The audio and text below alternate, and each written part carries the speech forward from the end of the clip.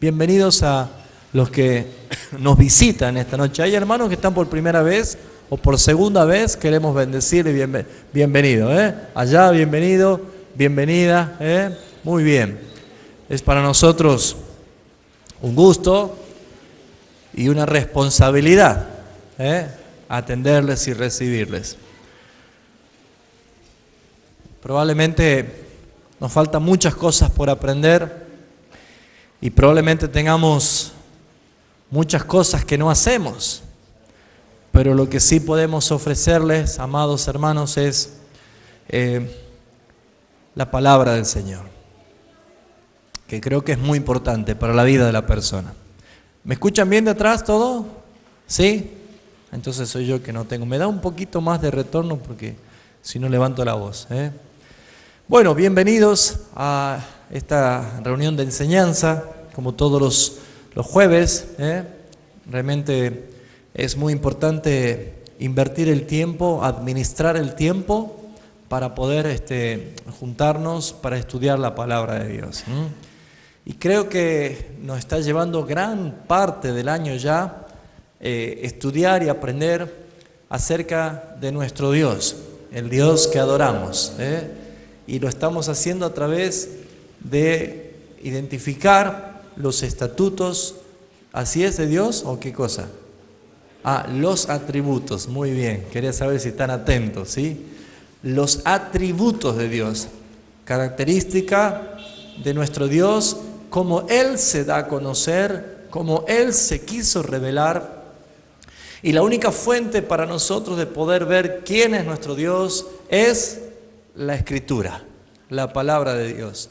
Entonces, todos aquellos que en verdad quieren conocer al Dios que adoramos, al Eterno, al Padre, lo podemos hacer a través de la Escritura. Y por eso es que le doy gracias a Dios por la vida de los hermanos que invierten de su tiempo para poder estudiar, escudriñar, y eso nos hace crecer. Yo no sé usted, pero mi vida ha crecido mucho más del solo hecho de estudiar quién es nuestro Dios. Así que profundicemos en la palabra. Amén. Muy bien. ¿Cuál fue el último atributo de Dios que hemos visto? El jueves pasado. ¿Cuál fue? La paternidad de Dios. Dios es nuestro Padre. ¿Le ha costado a algunos más o menos o lo ha empezado a vivir realmente? ¿Sí? Como que Él es nuestro Padre. Es muy importante que no quede como un aprendizaje, sino que en verdad puedan vivir en la realidad espiritual. La palabra, Jesús dijo que es bienaventurado aquel que no tan solo escucha, sino que pone en práctica sus palabras. Y es comparado como un hombre prudente que edifica su casa sobre la roca. Entonces, a través de todos estos meses que venimos hablando y aprendiendo acerca de los atributos de Dios, estamos cada vez más viendo el carácter de Dios como Él se manifiesta. Cosas que son inherentes a Él y cosas que Él manifiesta porque Él es Dios, ¿sí? Y vamos a continuar en esta noche. Vamos a continuar.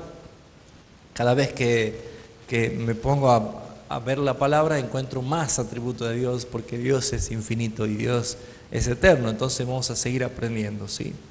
Hace algunos años había enseñado esto ya, pero lo había enseñado más que nada desde una posición doctrinal y no como un atributo de Dios, pero en algún momento tenía que llegar, y es lo que quiero enseñar esta noche, acerca de la legalidad de Dios. Es un atributo, la legalidad de Dios. Esto nos va a servir mucho para entender y conocer que no tan solo Dios es inmutable, que Él no cambia, sino que también nuestro Dios es un Dios legal, no legalista. Hay una diferencia entre ser legal y ser legalista. El legalismo es aplicar las leyes sin ningún criterio, y el atributo legal es aplicar las leyes con criterio. Y obviamente las leyes son para cumplirlas y la evidencia es el fruto del cumplimiento. Por lo tanto, aprender de la legalidad de Dios, que muchos cristianos no tienen en cuenta, quizás nunca escucharon acerca de la legalidad de Dios. Muchas veces las personas viven y dan fruto contrario a lo que Dios espera de cada uno de nosotros. ¿En qué consiste la legalidad de Dios? ¿De qué se trata? ¿Por qué es un atributo de Dios? ¿Por qué podemos decir que Dios es un Dios legal?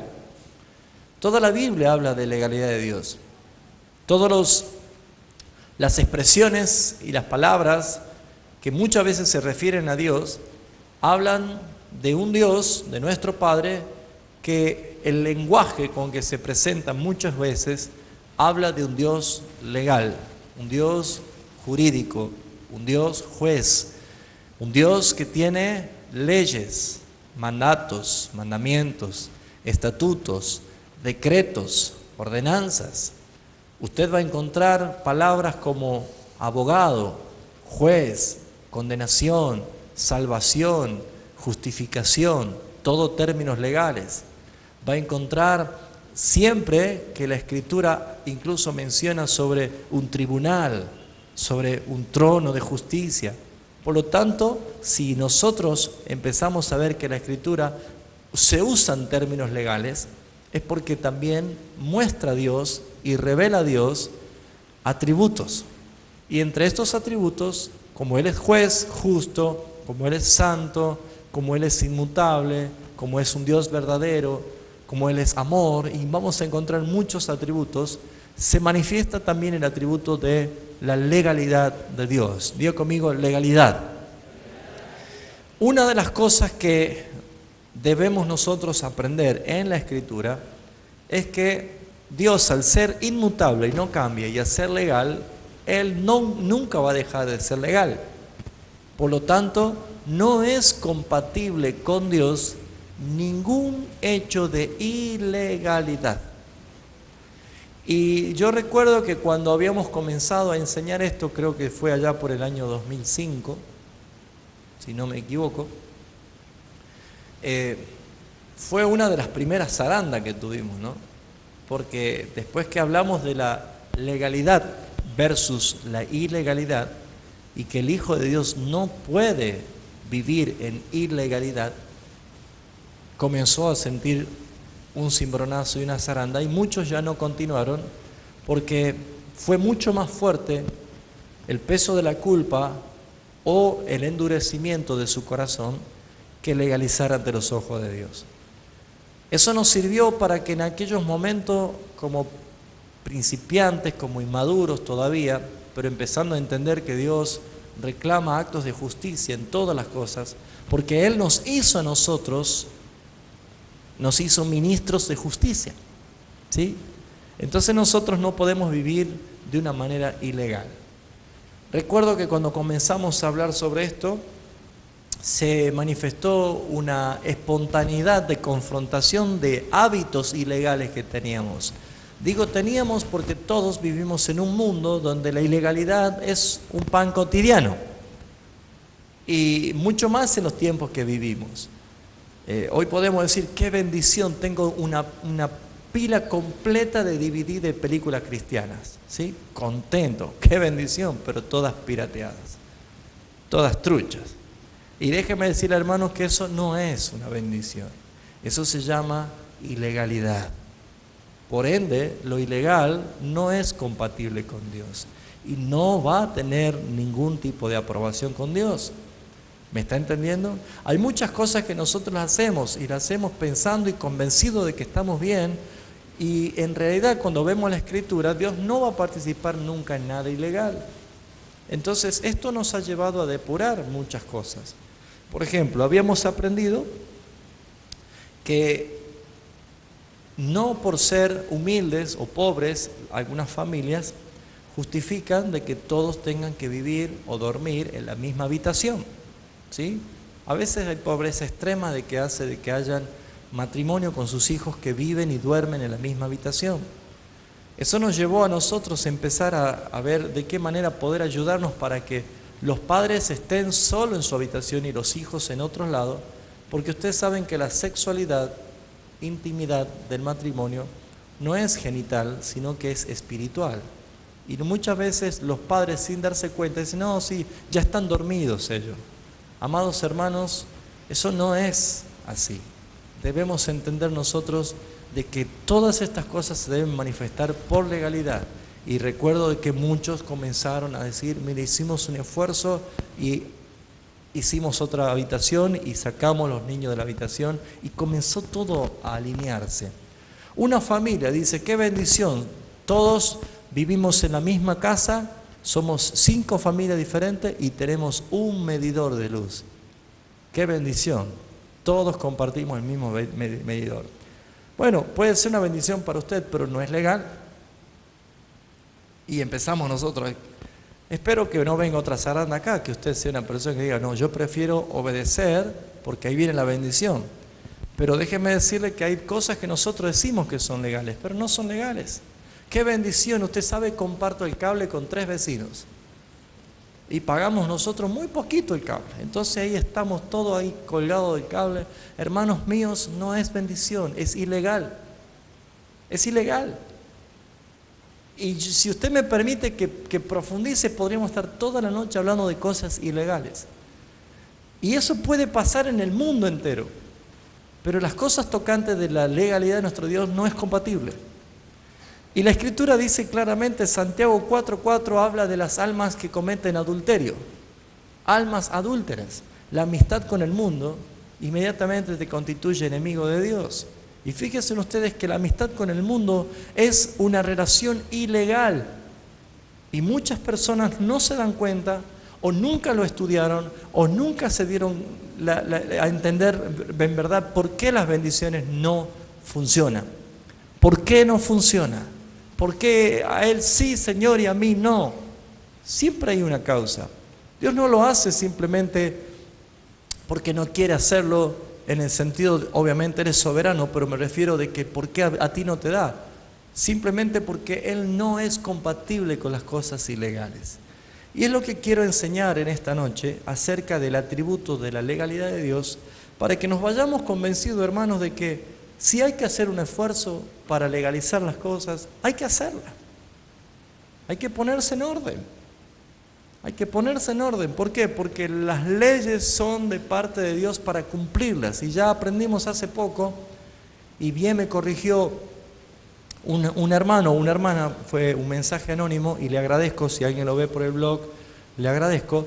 Yo cometí un error de decir que la ley ceremonial fue abolida, y no fue abolida, sino que fue cumplida por Cristo, ¿sí? Y eso es verdad. Yo hablé en esa noche sobre que Cristo es el cumplimiento, y es lo que vamos a hablar hoy. Pero me expresé mal al decir que la ley fue abolida. Él no vino a abolir la ley, sino a cumplirla, ¿sí? Así que agradezco la observación de este hermano. Veamos, por favor, legalidad de Dios. Cuando usted entienda lo que es legalidad de Dios, va a empezar a sonreír, ¿sí? Y va a empezar a decir, pero ¿cómo no me di cuenta antes? ¿Sí? Cuando las cosas suceden realmente en forma correcta. Alguien dijo alguna vez, yo no lo he comprobado, que la Escritura tiene cerca de 32.000 promesas. Muchas, ¿no? Y 32.000 promesas uno podría decir, y yo no agarro ni una, ¿no? ¿Qué está pasando? Bueno, no se trata de que no le llegue a usted, sino que a lo mejor uno puede aprender de cosas que debe mejorar o cambiar. Nuestro Dios, al ser un Dios legal, reclama de nosotros, como la Escritura dice, que debemos andar como Él anduvo. Si Dios es legal, nosotros debemos vivir en legalidad. El día 19 de este mes, noviembre entrante, vamos a tener la ceremonia de 3 parejas que van a legalizar su situación delante del Señor.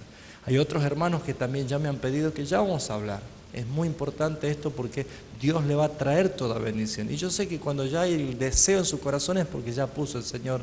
Así que para mí no es un problema, simplemente ordenar los tiempos para que estas cosas se den. Pero yo quiero que sepan, hermanos, que a la hora de vivir la legalidad de Dios es una bendición. ¿Por qué? Porque fluye naturalmente. Yo no me puedo duchar en el living porque la ducha está en el baño. Si yo quiero ducharme, tengo que ir bajo la ducha. Muy bien, si yo quiero bendiciones de Dios legalmente para mi vida, yo no puedo hacer que venga para acá, sino yo ir donde se manifiesta su legalidad. ¿Se está entendiendo? Amén. Se ha puesto duro el ambiente, ¿no? tranquilo, relájese, vamos, haga un poquito, mueva la cabeza, relájese un poquito, ¿sí? Vamos a aprender de la palabra de Dios. Diga conmigo, promesas. Muy bien. Si usted está notando, vamos a resaltar algunos puntos de la legalidad de Dios. Y me gustaría que me acompañe a Gálatas capítulo 3, versículo 16. Gálatas capítulo 3, versículo 16. Fíjese lo que dice acá la Escritura.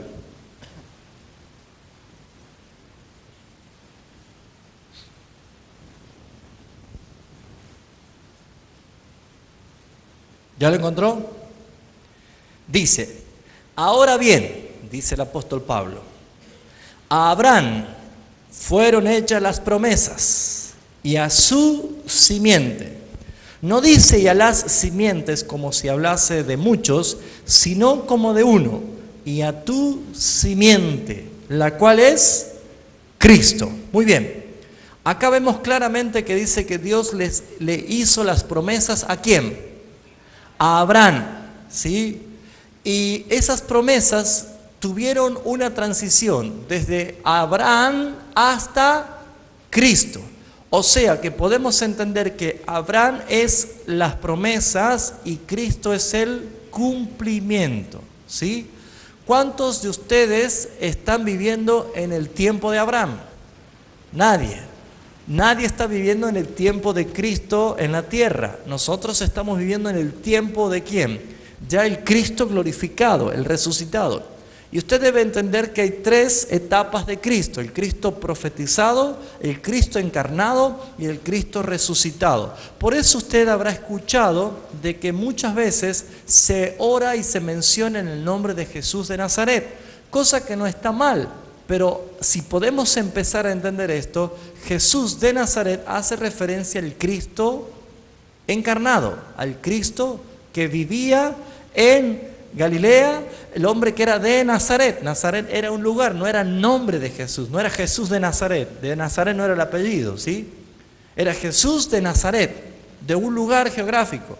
Ahora, fíjense ustedes, las tres etapas manifestadas de Cristo es, número uno, Cristo profetizado. Esto lo revela todo el antiguo pacto desde Moisés, los profetas y todo lo que hacía referencia al Mesías.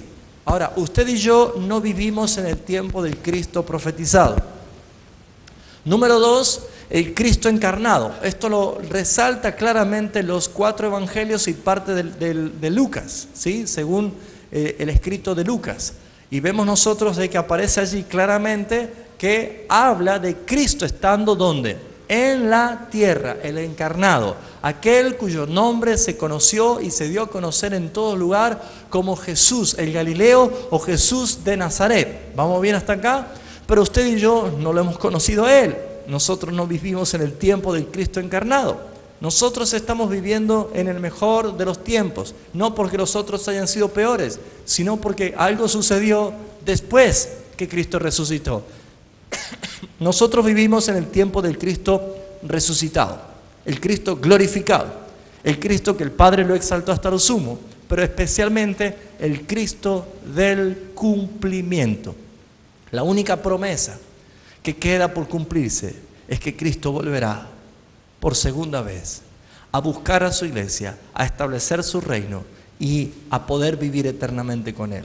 Por lo tanto, ¿qué entendemos? Que todas las promesas desde anterior hechas a Abraham, dice la Escritura, a Abraham fueron hechas las promesas y a su simiente. No quiere decir que Abraham eran unas promesas y a Cristo había otras promesas. Está haciendo referencia a que desde Abraham hasta Cristo eran las promesas. Desde Cristo para acá ya no hay promesas. ¿Qué hay? Cumplimiento. Él vino a cumplir, dice la Escritura. Por lo tanto, debemos entender que para que esto sea creíble, para que esto sea una realidad, debemos empezar a entender nosotros de que el cumplimiento, para que sea tenido por veraz, por digno de creer y para vivir esta realidad, Dios, como no es hombre para que mienta, Él puso en manifiesto su legalidad. Número uno, promesas. Diga conmigo, promesas. Muy bien. ¿Alguna vez usted hizo una promesa y no la cumplió? ¿Sí? ¿Alguna vez le prometieron algo a usted y todavía no le cumplieron? ¿Cuál le molesta más? Obvio, ¿no? Pero fíjense ustedes que las promesas en sí mismas no encierran ninguna garantía de cumplimiento, hermanos. Las promesas en sí mismas no tienen ninguna garantía de cumplimiento. Veamos Hebreos capítulo 11, versículo 13, lo que dice allí. Usted va a ver que porque sea una promesa hecha, no puede tener garantía de que se cumpla. Para esto Dios ha mostrado su legalidad para que nosotros podamos creer en verdad y tener confianza absoluta en el Señor. Hebreos capítulo 11, versículo 13 dice lo siguiente. Conforme a la fe murieron todos estos. Está hablando de todo ese capítulo, de esa galería de hombres y mujeres de fe. Conforme a la fe murieron todos estos. Dice, sin haber recibido lo prometido. Fíjense ustedes, todos los que fueron llamados para participar por la fe en lo que Dios lo había llamado, dice, murieron todos ellos sin haber recibido lo prometido. Ahora, Dios no jugó con ellos, Dios no los defraudó, sino que acá aparece la palabra por la fe. La fe es la convicción de lo que se espera y la seguridad de lo que no se ve, lo que uno dice realmente, aunque no lo veo, sé que está. Y dice inmediatamente, versículo 13, sino que mirándolo de lejos, allí aplicaban la fe, y creyéndolo, saludándolo, confesaron que eran extranjeros y peregrinos sobre la tierra. Aplicaron la fe, por más que no vieron el cumplimiento, ellos recibieron la promesa, pero lo creyeron igual. Por eso es que en ellos hay realmente un premio, una recompensa extraordinaria. ¿Cuál es? Dice acá el versículo 16, pero anhelaban una mejor, esto es celestial, por lo cual Dios no se avergüenza de llamarse Dios de ellos, porque les ha preparado una ciudad. Imagínense, Dios no miente, pero si Él te mostró de que en verdad algo va a suceder porque Él lo prometió al padre Abraham, debemos nosotros como iglesia tener la garantía absoluta de que en Cristo todas las promesas se cumplieron. Amén. Versículo 39, fíjese otro versículo, dice, y todos estos, aunque alcanzaron buen testimonio mediante la fe, no recibieron lo prometido. Otra vez, número 1, el atributo de la legalidad de Dios comienza con promesa. Y ponga allí al lado, las promesas en sí mismas no encierran ninguna garantía de cumplimiento. ¿Alguna vez te prometieron algo y no te lo cumplieron? Bueno, para que Dios no sea tenido por mentiroso, para que Dios no sea cuestionado, Él mostró su legalidad. Un atributo precioso, glorioso, que habla de que Él es el Dios veraz, el Dios verdadero. ¿Qué podemos entender nosotros de esta legalidad de Dios? Muy bien. Vamos a ir a Hebreos capítulo 6 y vamos a ver cuál es el segundo punto de la legalidad de Dios. ¿Cuál es este segundo argumento, esta segunda herramienta que Dios manifiesta para que sea una convicción total de la legalidad? Muy bien, todos nosotros entendemos que todas esas promesas que existen en la palabra, en Cristo es el cumplimiento. Ahora nosotros tenemos por legalidad derecho legal a vivir esos cumplimientos. Pero si no está pasando en mí la realidad que la palabra de Dios dice, probablemente yo esté viviendo en ilegalidad. O probablemente yo no haya entendido el atributo de la legalidad de Dios. ¿Cuál era el número 1 del atributo de la legalidad de Dios? Promesa, diga conmigo promesa. No quiero que se olvide, promesa. ¿Las promesas siempre se cumplen? No encierran en sí mismas ninguna garantía de cumplimiento, ¿sí? Usted puede decir a un hermano, hermano, te voy a regalar un 0 kilómetros, te lo prometo. Y hasta acá lo sigue esperando, ¿no? Vio que por ahí hay hermanas o vecinas que le dicen, ¿me presta el palo de oflar las empanadas? Ya se lo traigo, dice, ¿no? Y ya hace 3 años que el palo no volvió, ¿no? Usted tiene algo que le pidió un vecino, ¿me presta la macheta para cortar el pasto? Y nunca más le devolvió. Le prometió, ¿no? Bueno, fíjense ustedes, nosotros podemos prometer algo. Mamá, te prometo que no me llevo ninguna materia. 1 de marzo lo dicen eso.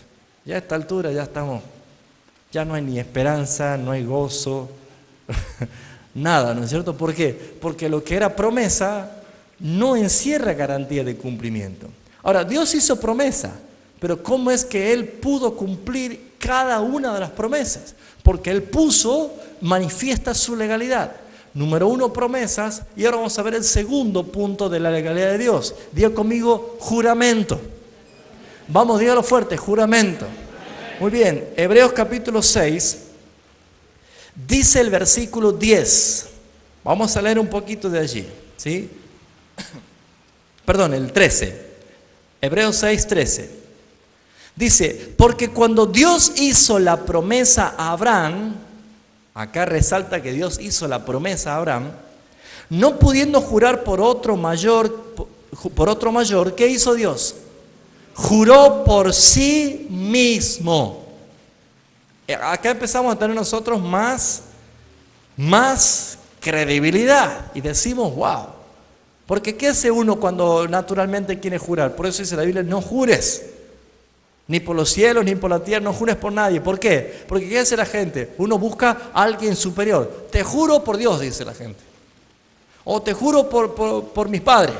O te juro por mi madre. Y algunos arriesgados mentirosos de aquello dice que ya se caiga muerta.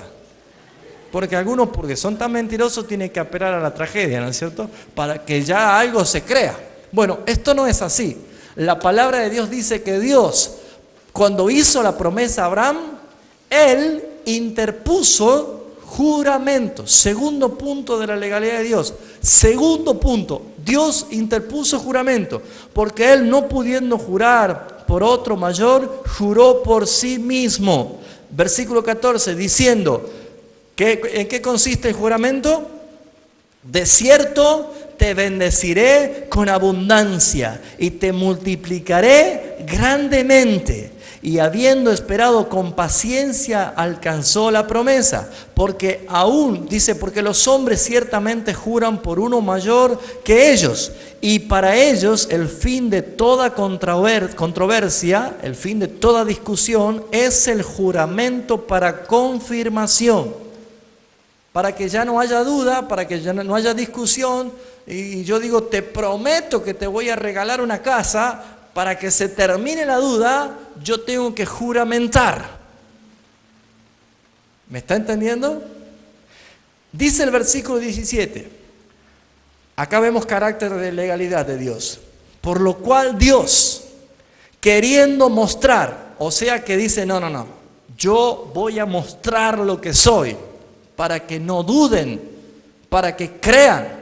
Dice, por lo cual Dios, queriendo mostrar más abundantemente a todo el mundo, ¿a quiénes? A los herederos de la promesa. Mire, ponga cara de heredero. Ponga un momentito cara de heredero. Todavía no entiende que usted es heredero. ¿Sabe que usted es heredero? Bueno, ponga un poquito cara de heredero, hermano. O usted no tiene esperanza. O no tiene promesa.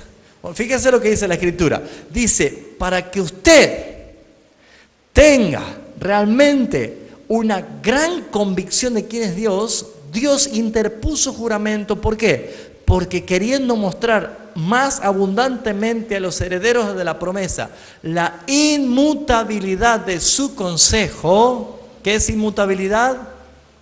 Que no cambia. ¿Qué hizo Dios? Interpuso juramento para que por dos cosas inmutables. ¿Cuáles son las dos cosas inmutables? Rápido. Número 1 y número 2. Estas dos cosas inmutables, promesa y juramento, ¿qué sucediera a nosotros?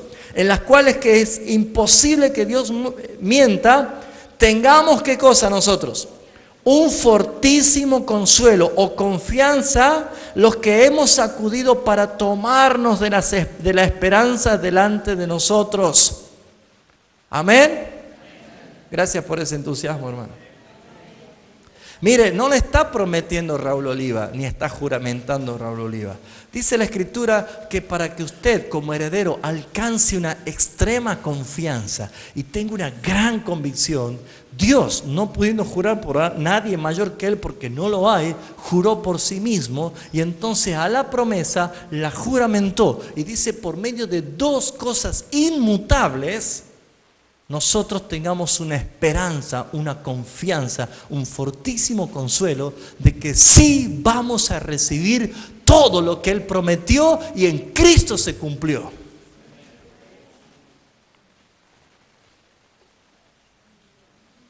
Amén. Mire, yo entiendo, está tan lejos en usted. Cuando usted empieza a entender el atributo de la legalidad de Dios, se va a ir convencido de que todo lo hace Él por su gracia y por su misericordia. Es más, hasta te escogió para ser heredero. No hay mérito alguno de usted para que usted alcanzase esta promesa. Dios es el que lo hizo y será firme en el cumplimiento. Amén. Entonces, ¿qué encontramos? Que la promesa se transformó ¿en qué? En un juramento. Y cuando la promesa se juramenta, ¿saben qué se transforma? En el tercer punto de la legalidad. Se transforma en un pacto. ¿Sí? Por ejemplo, nosotros estamos ahora por alquilar un lugar, para que ya tengamos un lugar para desarrollar actividades. Ahora, la propiedad no es mía, es de otra persona. Y yo fui y le dije, mire, créame, le prometo, yo le voy a pagar el alquiler. Ellos me dijeron, gracias, le creo. ¿Así se solucionan las cosas inmobiliariamente? Pero le estoy prometiendo, crea mi palabra. Y ellos me pueden decir, sí, le creo. Pero esa promesa que yo hago un juramento de pagar, cuando uso dos cosas que son inmutables, ¿cómo hago yo para que se transforme en algo legal? Se hace ¿qué cosa? Un contrato, ¿no es cierto? Un acta legal. Dice, perfecto, yo sí le creo que me va a pagar, yo no tengo ninguna duda, pero vamos al escribano. Y ahí cuando ponemos el gancho, ahí se terminó, ¿no? Ahora, pagar o no pagar es problema tuyo, ya tengo la firma acá. Muy bien, la promesa, cuando se juramenta, se transforma en un pacto, un acuerdo legal entre dos personas. Por eso es que el hombre no puede pactar con Dios. Para todos aquellos que pactan con Dios por milagros, por señales, por maravillas. El hombre no puede pactar con Dios porque no tiene garantía. El hombre no puede. Pero el que pactó con el hombre fue Dios. Dios es el que pactó con el hombre, voluntariamente. Fíjense ustedes, Dios, y quiero que entienda lo que les voy a enseñar, Dios siendo libre de todo, Él mismo se autoobligó a pactar con el hombre y Dios muestra de que Él debe cumplir simplemente por amor de su nombre, para que su nombre no sea difamado. ¿Se está entendiendo? Pero lo hizo Él voluntariamente. Fíjese por favor lo que dice el capítulo 8, versículo 13. Acá vemos nosotros en la Escritura de que Dios habla de pacto. Y dice el versículo 13, al decir nuevo pacto, ha dado por viejo al primero, lo cual... Dice, y lo que se da por viejo se envejece y está próximo ¿a qué? A desaparecer. Dios hizo un pacto. Ustedes tienen en la Escritura lo que se conoce como Antiguo Testamento y Nuevo Testamento, ¿sí? La palabra pacto, para que se transforme en el lenguaje legal, se transforma también con la traducción testamento, ¿sí? Ahora, es muy correcto decir Antiguo Pacto y Nuevo Testamento o Nuevo Pacto. ¿Por qué? Porque para que haya un nuevo pacto o un Nuevo Testamento, alguien debía morir. En el Antiguo Pacto nadie murió. Dios no manifestó la muerte de Cristo en el antiguo pacto, sino en el nuevo pacto. El antiguo pacto era un pacto incondicional. ¿Qué quiere decir? Perdón, era un pacto condicional. Leyes para cumplir, estatutos, ordenanzas. Pero como nadie pudo cumplir la ley de Moisés, Dios hizo que en Cristo se cumpliese todo para que este nuevo pacto, que ahora es incondicional, que es un pacto hecho por la gracia de Dios, cuando nadie merecía y nadie podía alcanzar la salvación, ahora cada persona que ha sido llamada por el Señor puede acudir y puede ser transformada por el nuevo pacto en la sangre de Jesucristo. ¿Se entiende? Entonces, ¿qué es un pacto? Algo escritural. Eso es lo que usted tiene como un testamento. Por eso es que en el Nuevo Testamento aparece nada más y nada menos que la persona de Jesucristo manifestada en los hombres. Y Él comienza a darle cumplimiento a todas las cosas del antiguo pacto. Por lo tanto, Dios, queriendo mostrar a nosotros, a los herederos de la salvación, a todos los que Él escogió, la inmutabilidad de su consejo, no tan solo le hizo promesa a Abraham, sino que Él la juramentó, y esa promesa juramentada se transforma en pacto. Y ese pacto es vigente, ¿por qué? Porque la sangre de Cristo lo ha certificado. Legalidad de Dios. ¿Me está entendiendo? Por lo tanto, ese pacto, que es una ordenanza legal, es una expresión legal, se transforma en el cuarto punto, que es testamento. Una hoja notarial, una hoja escritural, para que se cumpla todo lo que está allí. Usted habrá leído varias veces la escritura que Jesús decía: deja porque es necesario que se cumpla la escritura, lo que está escrito. Porque hay algo que está escrito. Salmo 139, 16 dice: en tu libro estaban escritas todas aquellas cosas que luego iban a ser formadas, sin faltar una de ellas. Por lo tanto, ¿qué encontramos allí también? De que nuestro Dios es un Dios que todo lo ha decretado en la eternidad, lo ha establecido y lo ha hecho Él mismo escrituralmente como un documento legal, para que todo lo que ha sido escrito por Él se cumpla. Aún el libro de la vida. Este está escrito en el libro de la vida, no está escrito en el libro de la vida. Expúlsenos al lago de fuego que arde para siempre. ¿Está entendiendo? ¿Por qué? Porque Dios también desde la eternidad determinó quiénes son los que van a ser salvos y quiénes no. ¿Por qué? Porque Él glorificó dos atributos de su esencia divina. Si Él no escogía, nadie se salvaba, porque nadie merecía la salvación. Y si nosotros decimos: Dios es injusto, ¿por qué deja que salva a algunos y a otros no? No le pidamos justicia a Dios, porque si es por justicia nadie se salva. Y si Él no escoge, nadie se salva. ¿Y qué podemos ver nosotros? Dice Jesús: yo no he venido a condenar al mundo, sino para que el mundo sea salvo por Él. ¿Por qué no vino a condenar? Porque ya estaba el mundo condenado por su propia desobediencia. Por lo tanto, Dios, en el acto de escoger, ¿qué hizo Dios? Glorificó a sí mismo su gracia, porque Él escogió a los que no merecían. Y al dejar que se pierdan aquellos que por su propia concupiscencia han sido condenados, Dios glorifica su justicia. Porque si Él salva a todo el mundo, Dios no es justo. Pero si Él deja que todos se pierdan, Dios no puede glorificar su gracia. ¿Me está entendiendo? Entonces vemos nosotros que la legalidad de Dios es porque todo lo tiene determinado desde la eternidad. Pablo dice que aún hasta los ángeles escogidos.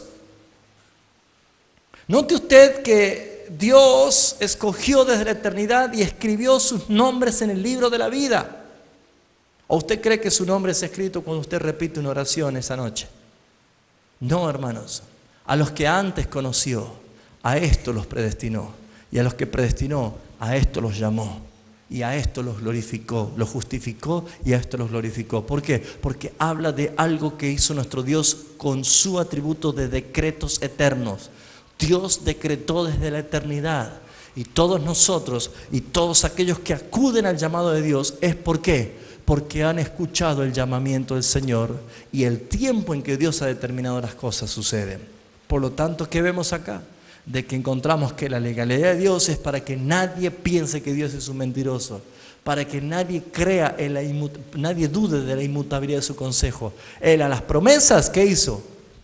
Las juramentó. Y esa promesa juramentada se transformó en un pacto, en un acuerdo entre dos partes. Dios, Él mismo dice, yo voy a bendecirlo en verdad. Él hizo este pacto para que nosotros podamos tener consuelo. Pero ese pacto se transformó en un testamento. Cuarto punto de la legalidad. Diga conmigo, testamento. Muy bien, vamos a ver capítulo 9 de Hebreos.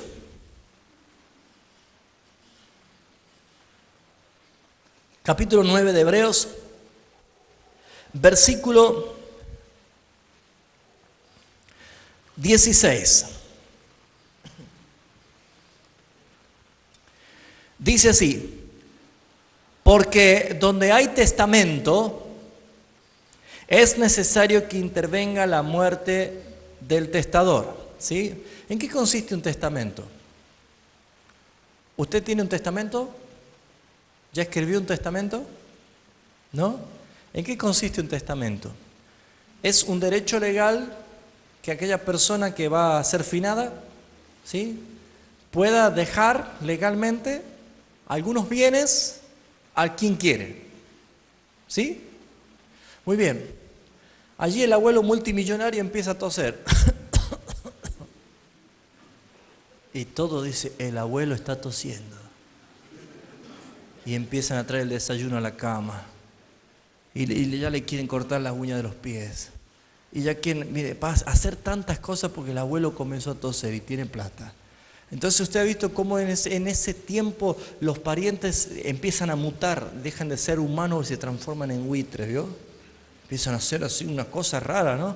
Y porque cuando muere el finado, el abuelo, mejor dicho, viene un escribano y trae una carpeta legal y todos se sientan a la vuelta a la mesa y empieza a decirle lo que a cada uno le ha correspondido por legalidad. ¿Está entendiendo? Ahora, si no se muere el testador, ¿qué pasa con el testamento? No es válido, ¿sí? No tiene validez.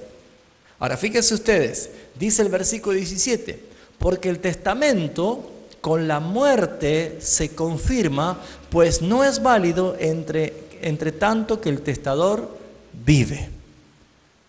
Muy bien, ¿quién es el testador del nuevo pacto? Cristo. Cristo. Padre, a donde yo estoy, quiero que ellos estén. Cristo expresó como el Cordero de Dios en el nuevo pacto. En este pacto incondicional es la expresión de la gracia del Padre.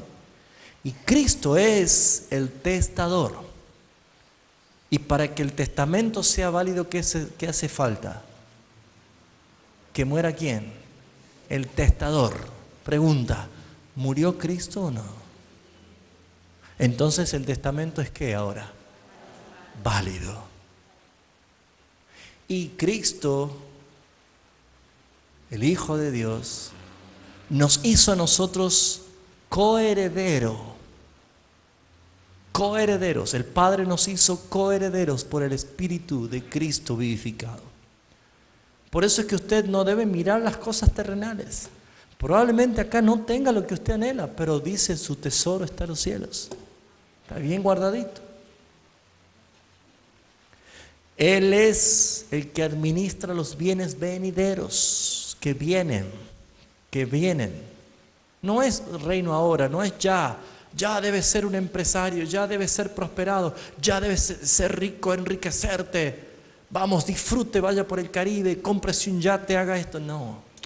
¿Sabe qué significa eso? Aquellos que quieren la recompensa ahora. Y después, ¿qué encontramos con esto? Que hay un atributo de legalidad de Dios.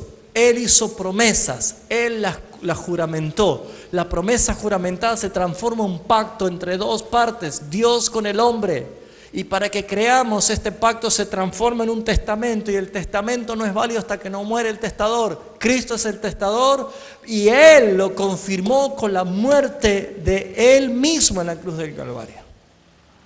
Por eso Él dice, ustedes no me están matando a mí, yo estoy entregando mi vida, yo vengo a ofrecer mi vida. ¿Me está entendiendo? ¿Qué encontramos con esto? Dice que porque donde hay testamento es necesario que intervenga la muerte del testador, porque el testamento con la muerte se confirma, pues no es válido entre tanto que el testador vive. Donde ni aun el primer pacto fue instituido sin sangre, porque habiendo anunciado Moisés todos los mandamientos de la ley a todo el pueblo, tomó la sangre de los becerros y de los machos cabríos con agua, lana, escarlata y hisopo y roció él mismo el libro, dice, y también todo el pueblo, diciendo, esta es la sangre del pacto que Dios ha mandado. Y además de esto, roció también con la sangre el tabernáculo y todos los vasos del ministerio. Y casi todo es purificado, ¿cómo? Según la ley, con sangre. Y sin sangre, sin derramamiento de sangre, no se hace remisión. Entonces, ¿qué entendemos nosotros? De que Cristo es el cumplimiento y que su sangre hizo posible de que ahora nosotros tengamos mayor seguridad y convicción de que vamos a vivir la herencia eterna. Ponga cara de heredero, hermano. ¿Sí? Muy bien. En el argumento legal, toda persona necesita entender que alguien tiene que hacer cumplir, tiene que venir un escribano, ¿sí? Tiene que venir alguien, un juez, alguien a que se haga cumplir el testamento, ¿no? Muy bien, esa persona tiene un nombre legal que se llama fiador o mediador, el que hace la tarea jurídica, el que hace la tarea legal. Muy bien, Cristo murió como testador, pero cuando Él resucitó como ¿qué? Como mediador, como el fiador. ¿Y cómo lo hizo? ¿Cómo lo manifestó? Fíjense ustedes que en el capítulo 9, versículo 15 dice, así que por eso es mediador de un nuevo pacto. Cristo es mediador de un nuevo pacto, para que interviniendo muerte para la remisión de las transgresiones que había bajo el primer pacto, los llamados reciban la promesa de la herencia. Él es el mediador para que nosotros recibamos la promesa de la herencia. ¿Cómo lo hizo? ¿Cómo se presentó con legalidad delante del Padre? Capítulo 10 de Hebreos.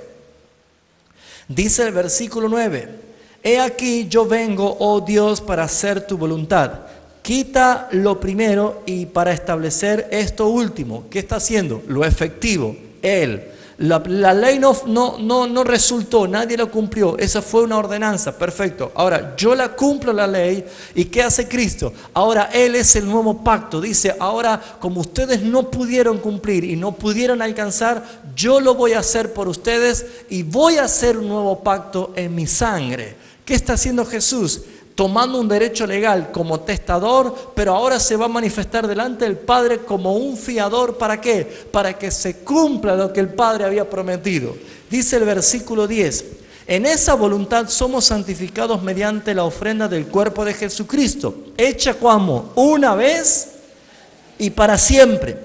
Y ciertamente todo sacerdote está día tras día ministrando y ofreciendo muchas veces los mismos sacrificios que nunca pueden quitar los pecados. Pero Cristo, habiendo ofrecido una vez para siempre un solo sacrificio por los pecados, se ha sentado a la diestra de Dios. Ahí comienza la función de mediador. Cristo a la diestra del Padre es el que hace que todo lo que el Padre prometió en Cristo sea el cumplimiento. ¿A favor de quién? Levante la mano conmigo y diga, de mí, que soy un heredero. Dios lo ha determinado de esta manera. Así funciona la legalidad de Dios. Y fíjese lo que dice allí. Pero Cristo, habiendo ofrecido una vez, versículo 12, para siempre un solo sacrificio por los pecados, se ha sentado a la diestra de Dios. Y de ahí en adelante, esperando hasta que todos sus enemigos se han puesto por estrado de sus pies, porque con una sola ofrenda, ¿qué hizo? Hizo perfecto para siempre a quienes, a los santificados. ¿No le da gana decirle gracias, Señor?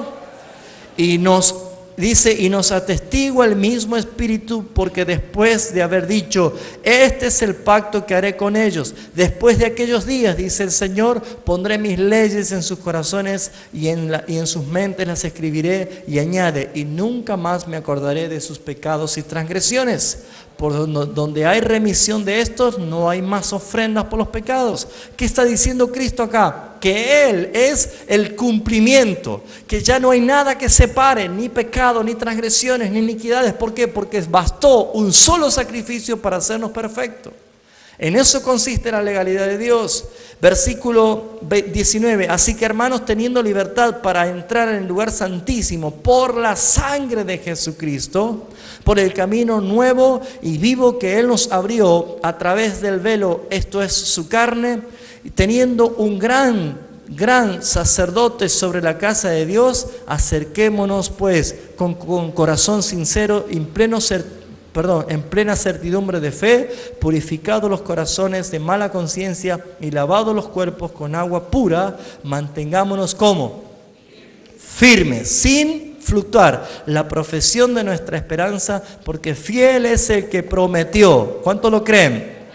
Y considerémonos unos a otros para, ¿qué cosa? Estimularnos al amor y a las buenas obras, no dejando de congregarse. Es la manera de estimularse. ¿Cómo? No dejando de congregarse, porque hay algunos que hacen, tienen costumbre de esto, de dejar de congregarse.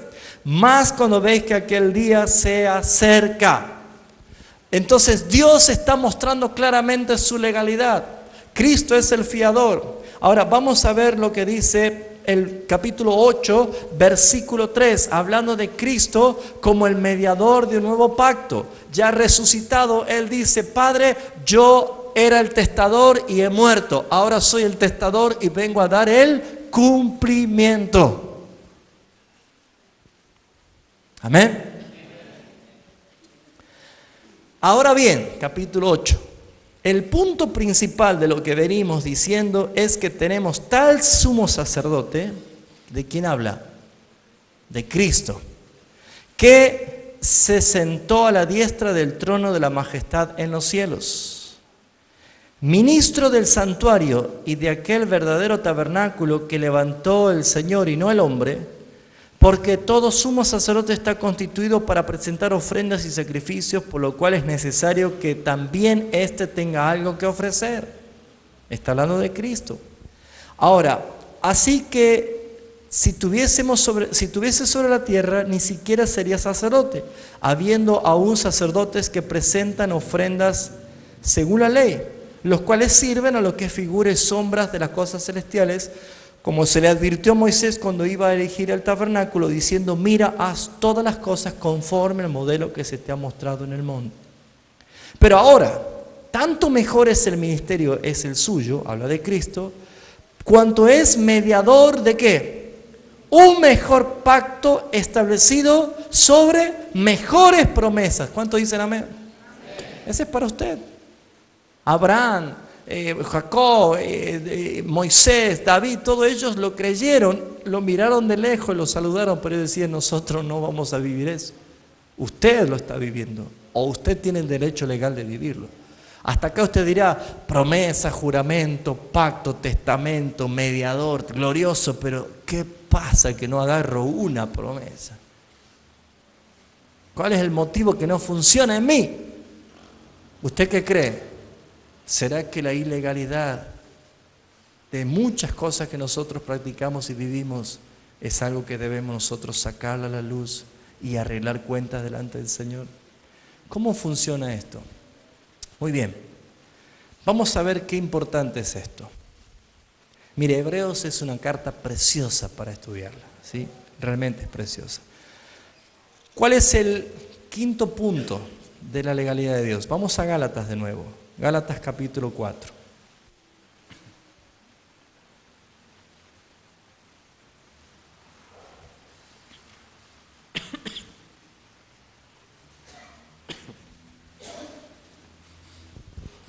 ¿Vamos bien? ¿Estamos entendiendo? Gálatas capítulo 4 dice,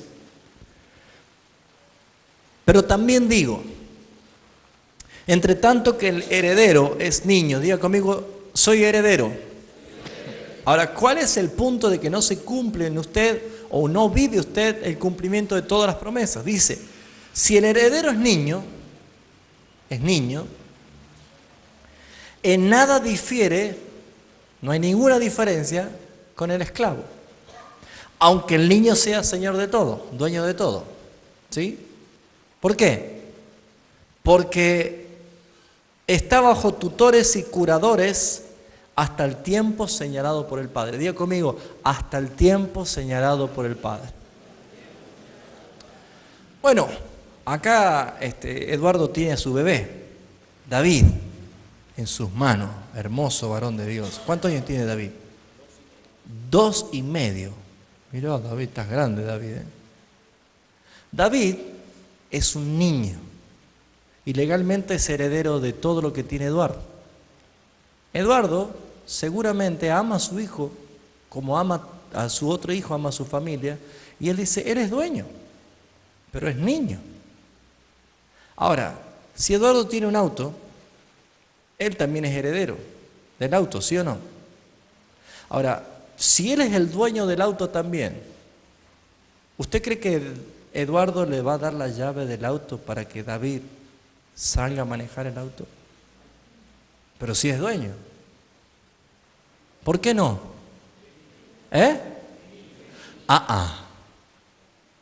¿Qué puede hacer si un niño maneja un auto?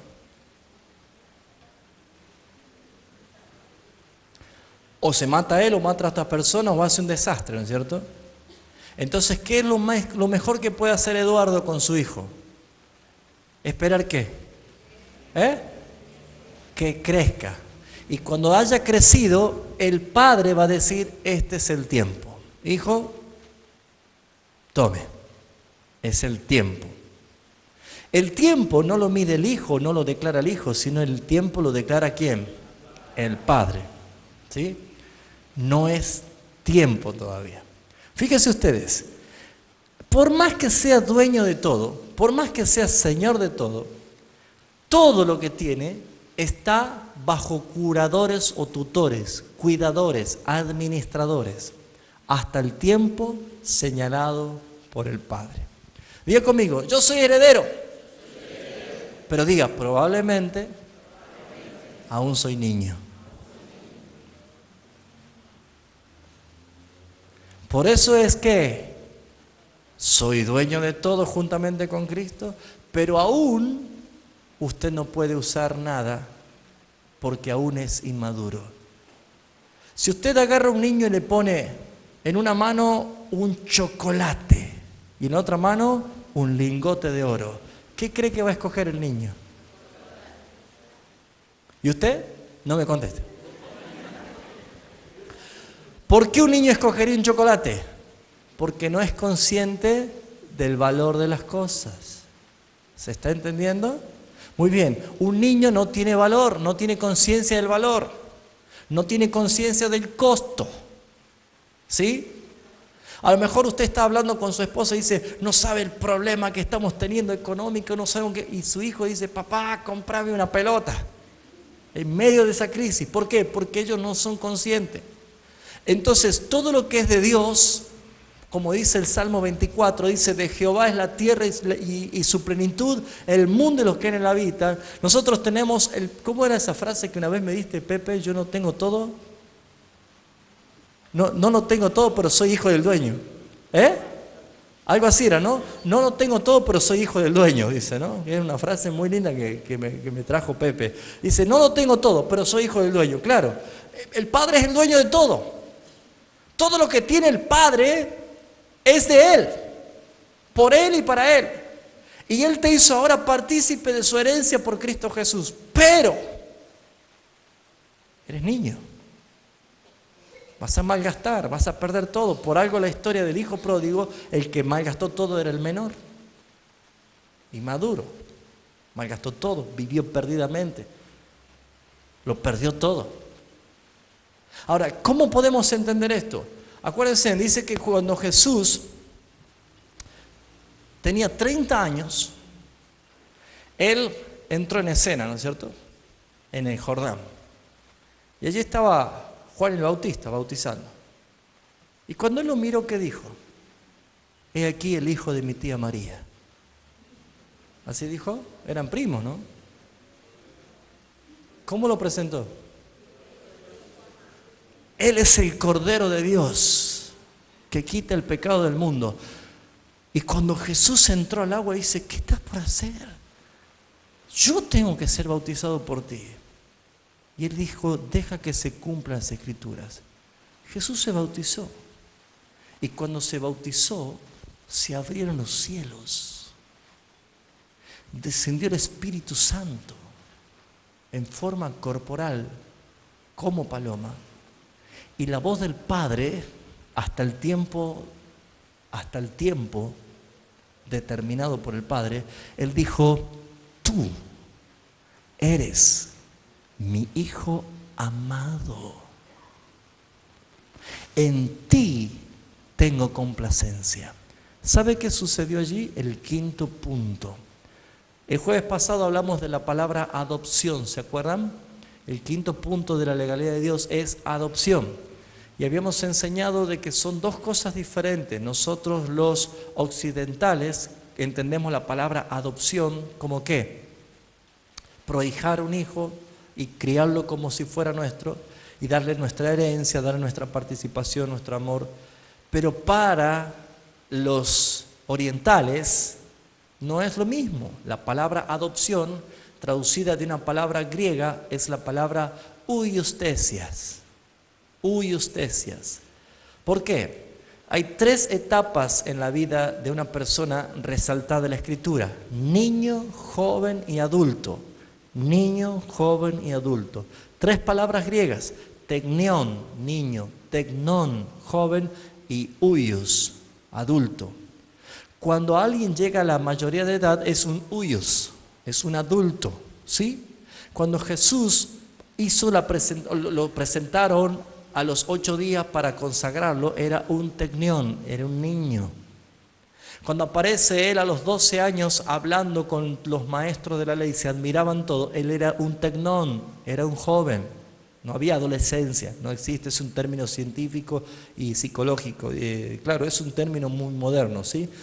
Pero no había adolescencia, era un joven.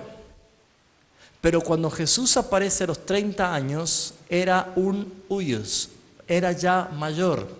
Y cuando el Padre abre los cielos, dice huiostesias, que dice, te declaro apto. Por la madurez, porque eres mayor de edad, te declaro apto. Y a partir de ese momento, ¿qué hizo Jesús? Comenzó a usar el poder del Padre, del Espíritu, sobre él. ¿Y qué hacía? Sanaba, resucitaba muertos, predicaba, echaba fuera demonios. ¿Antes lo hizo o no lo hizo?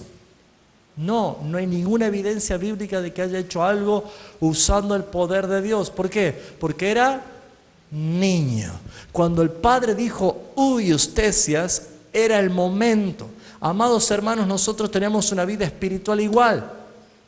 Nosotros estamos en una transición y el Padre va a darte la legalidad de la operación de su poder cuando hayas alcanzado madurez. Por eso dice Hebreos capítulo 5 lo siguiente. Hebreos 5:11 dice, acerca de esto tenemos mucho que decir y difícil de explicar, por cuanto habéis hecho tardos para oír, porque debiendo ser ya maestros después de tanto tiempo, tenéis la necesidad de que os vuelva a enseñar cuáles son los primeros rudimentos de la palabra de Dios, y habéis llegado a ser tales que tenéis necesidad de leche y no de alimento sólido. Porque todo aquel que participa de la leche es como inexperto en la palabra de justicia, porque es niño. ¿Sabe cómo dice la palabra cuando alguien no está crecido en la palabra de Dios? ¿Cómo es? Es un inexperto y es un niño. ¿Por qué se cree que estamos insistiendo tanto con doctrina de la palabra de Dios, enseñándole permanentemente? Porque esto va a generar en usted un estado de madurez espiritual, de tal manera que se va a cumplir lo que dice el versículo 14. Porque el alimento sólido es para los que han alcanzado madurez. La madurez se la alcanza, a la madurez uno llega. ¿Y cuál es la evidencia de que hay personas, hombres y mujeres maduros en el espíritu? Para los que por el uso tienen los sentidos ejercitados en el discernimiento del bien y del mal. Cuando hay cristianos que hay que decirle que está mal hacer eso, es porque es un niño.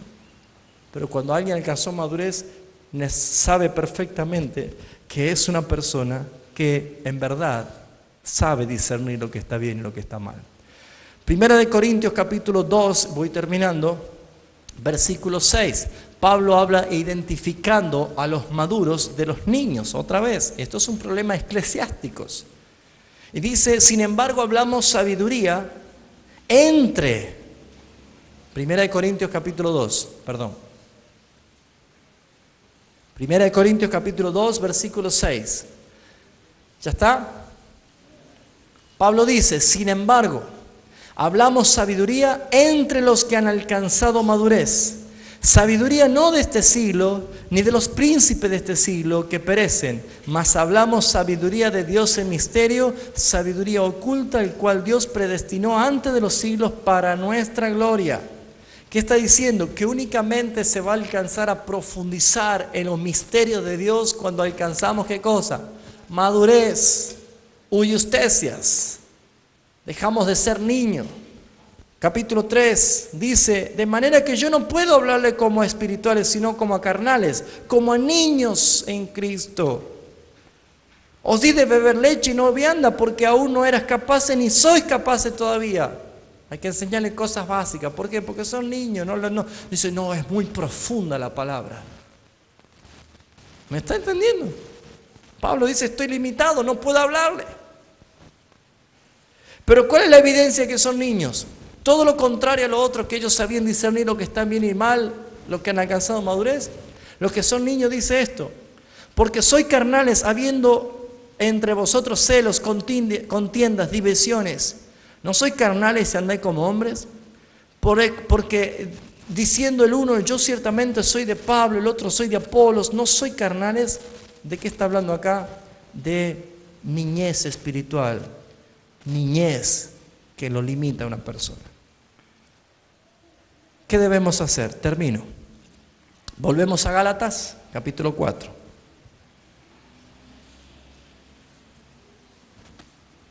¿Me estoy haciendo entender, hermano? ¿Sí? Esa es la legalidad de nuestro Dios. Gálatas, capítulo 4, dice, pero también digo que entre tanto el heredero es niño, nada difiere del esclavo, aunque sea el Señor de todo, sino que está bajo tutores y curadores hasta el tiempo señalado por el Padre. Así también nosotros cuando éramos niños estábamos bajo la esclavitud de los rudimentos del mundo. Pero cuando vino el cumplimiento, digo conmigo, amén. ¿Quién es el cumplimiento de la promesa? Cristo. Cuando vino el cumplimiento del tiempo, Dios envió a su Hijo, nacido de mujer y nacido bajo la ley. ¿Para qué? Para que redimiese a los que estaban bajo de la ley, a fin de que recibiésemos, ¿qué cosa? En algún momento lleguemos a ser nosotros declarados huyustecias. ¿Cuál es el fin? ¿Cuál es la transición? No es que usted se convirtió, se bautizó para sentarse en la iglesia y decir yo pertenezco al ministerio GES. No es eso, hermano. Usted fue renacido en el Espíritu para que usted alcance madurez. No se quede, hermanos. ¿Cómo crece uno? Comiendo, ¿no es cierto? ¿Usted crece comiendo o leyendo libros? Comiendo. Uno cuando necesita comer, a lo mejor una casa es muy pobre, muy humilde, y tal vez no hay una biblioteca, a lo mejor no hay una computadora, pero sí va a haber un plato. Porque lo básico para crecer es el alimento. Hermanos, nadie puede crecer espiritualmente si no come. Y dijo Jesús, yo soy el pan de vida. ¿Saben que alguna vez enseñamos esto, no? ¿Saben qué hacen los niños? Mire, usted agarra, corte una rodaja de pan y le pone dulce de leche. ¿Qué hace el niño cuando le da? y volvés a untarle el dulce de leche. ¿Qué hace el niño otra vez? Y te lo da el pan de nuevo. Y volvés a untarle el dulce de leche. Y decís, nene, en algún momento come el pan. Te comes todo el dulce de leche y no te comes el pan. ¿Le ha pasado a usted alguna vez con su hijo así o con alguien así? Muy bien, Jesús un día venía caminando con tanta gente hablando de que Él era el pan de vida. Pero se dio la vuelta y dijo, ustedes me siguen por el dulce de leche. Ustedes vienen detrás del milagro. Ustedes vienen porque yo les doy de comer. Ustedes vienen por las señales, por los milagros. Ustedes vienen por lo que yo hago, no por lo que yo soy. El que no come mi carne y bebe mi sangre no tiene vida. Usted quiere alimentarse, coma a Cristo. ¡Ah! Cristo. Claro, hermanos, Él es el pan de vida. Él es el agua viva. Él es el alimento. Es deleitarse en Él, viendo, estudiando, practicando, andando como Él anduvo. Claro, como la gente está llena de chisitos espirituales, ¿viste? Que uno va al cumpleaños y come esos chisitos, ahora son así de grandes, ¿no? Ya no entra en la compotera en los cumpleañitos, ¿no? Así unos chisitos, claro, uno come un chisito, le toma una gaseosa y se infla la panza y ya no come nada. Bueno, así muchos se alimentan con chisitos espirituales, solamente todos mensajes que son para inflarlo, pero no los alimenta. No hay palabra, no hay sustancia de doctrina, no está Cristo en los mensajes. Así la gente sale hinchada, pero no se alimenta, es débil. Y Satanás se nutre con aquellos que son débiles. Entonces, ¿qué debemos entender? La palabra de Dios habla de que somos hijos y el espíritu de adopción que clama en nosotros, Abba Padre, hace que nosotros podamos declarar lo que dice el versículo 7. Así que ya no eres esclavo, sino hijo, y si hijo, también heredero de Dios por medio de Jesucristo. Hermanos, es imposible que Dios mienta.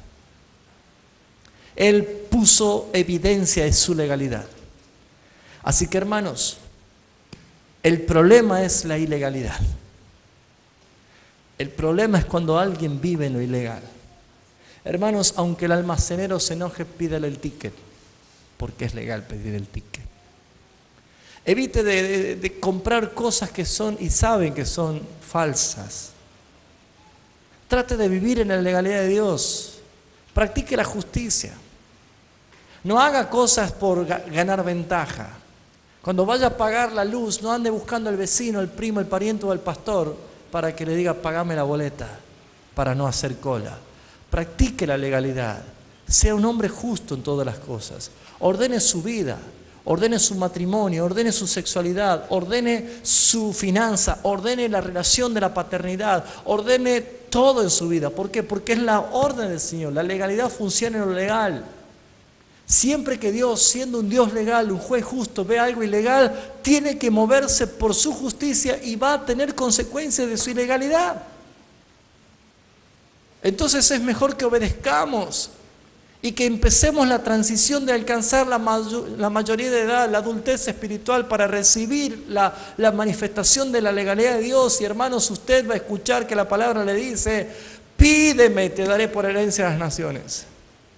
Pero no te la va a dar mientras seas un niño, porque vas a hacer cosas desastrosas, porque el niño no entiende el valor de las cosas. Madure en el Señor y reconozca que nuestro Dios es un Dios legal y las cosas funcionan de acuerdo a sus leyes y a sus estatutos. Amén. ¿Cuánto dan gracias al Señor? Todo lo que Él prometió en Cristo ya es el cumplimiento, y solamente usted lo va a empezar a vivir cuando alcance esa madurez. Mientras tanto, el Padre te va a ir dando porque te ama, pero no vas a abusar y administrar todo porque Dios todavía no declaró tu mayoría de edad. Cuando Él ve que usted es una persona que ha alcanzado madurez, Dios empieza a darte de toda su bendición para que administres, para bendigas a otros también. Vamos a orar en el nombre de nuestro Señor Jesucristo y vamos a bendecir al Padre por su plan perfecto. Amén. Les invito a ponerse de pie. Vamos a orar. Las 10 de la noche en punto. Buen horario. Recuerde que el próximo sábado tenemos acá la celebración y están todos invitados a participar junto a la familia. Amén. Padre, queremos darte gracias porque tú eres extraordinario, Señor. Es hermoso conocer este atributo de tu legalidad, sabiendo quién eres tú, Señor.